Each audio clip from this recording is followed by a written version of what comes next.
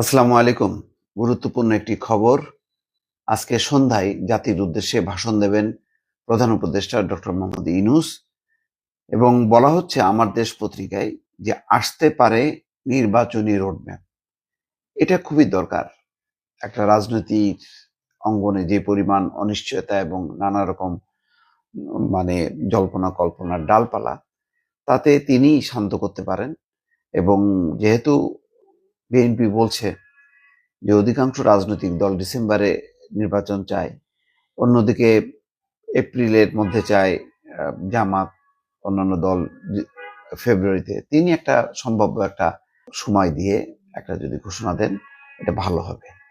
এটা নিয়ে আর মানে যথেষ্ট পানি ঘোলা হয়েছে, আর ঘোলা করা উচিত না। এর আগে ডক্টর মোহাম্মদ ইউনূস নিজেই বলেছেন যে শাসন কাজ পরিচালনা করা আমাদের কাজ না, তবে আমি কিছু সংস্কার করে দিতে চাই।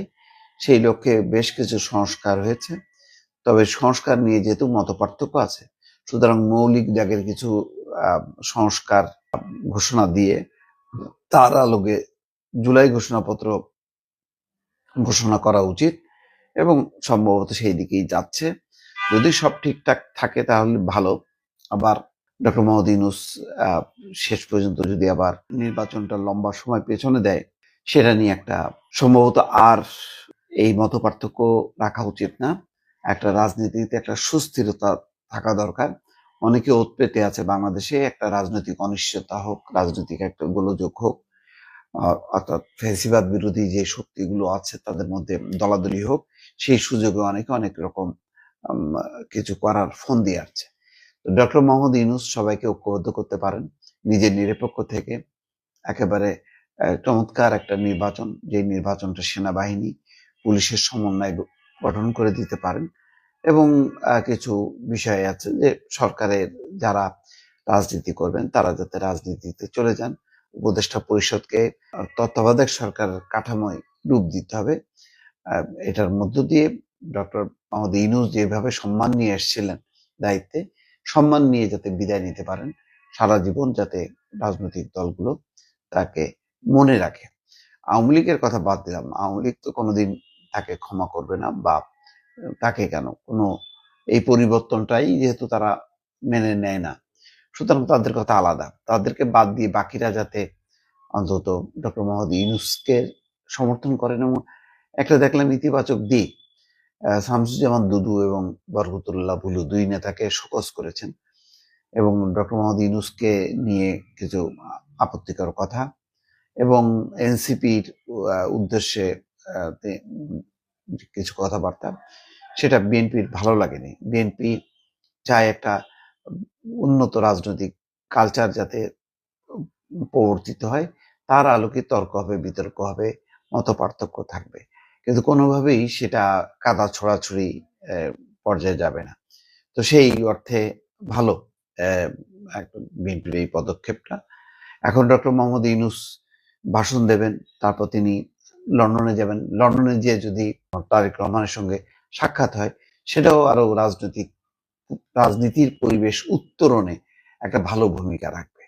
সুতরাং এটাও বিবেচনা করতে হবে যে রাজনীতিতে এই ধরনের মানে বিবাদ বিসম্বাদ যত দূর করা যায়। আমি খুবই মানে আমার ভালো লেগেছিল জামাতের শীর্ষ নেতারা, তারা লন্ডনে যখন গেছেন তখন বেগম খালেদা জিয়া এবং তারেক রহমানের সঙ্গে সাক্ষাৎ করেছেন।